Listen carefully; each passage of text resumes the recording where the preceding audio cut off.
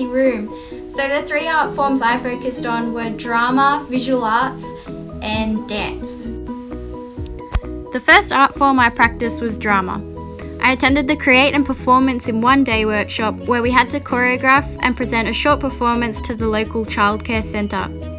Before our group got to work, we learnt and practiced a few different drama techniques. We considered different levels, facial expressions, actions, and spatial awareness.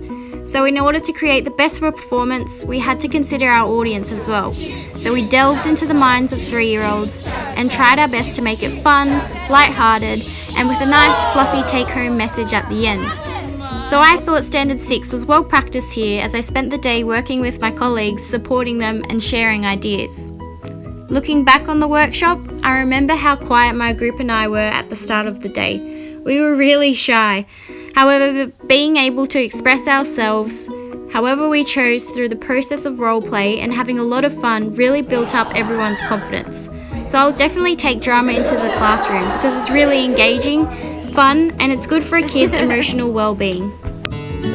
So the second art form I took on was visual arts. I decided to give watercolour painting a go. Before I did any research into painting, I thought I'd give it a go on my own. And I was actually surprised at how much I learnt through practice.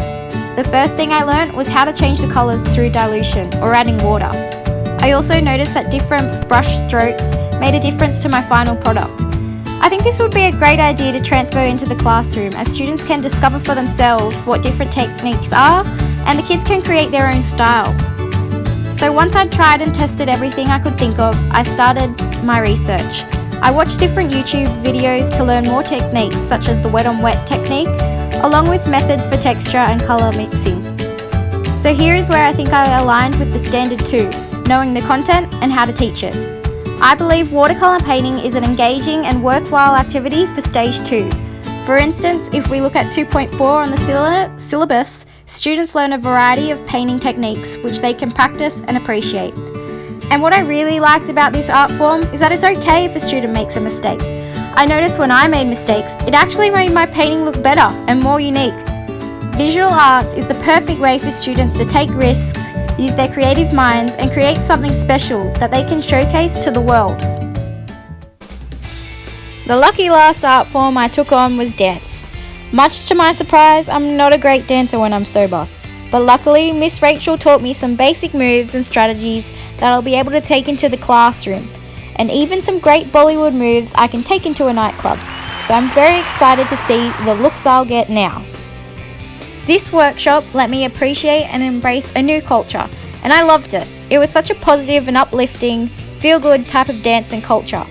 I even watched my very first Bollywood movie on the weekend after the workshop, and I loved that.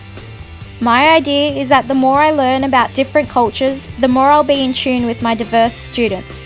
So in effect, I'm ticking a few standards off the list. I'm supporting students with diverse backgrounds and supporting student participation. I think Bollywood dance is a great way for students to engage, learn and appreciate a new culture. This would be a great lesson to learn in regards to diversity. It's fun and it's surprisingly quick to learn.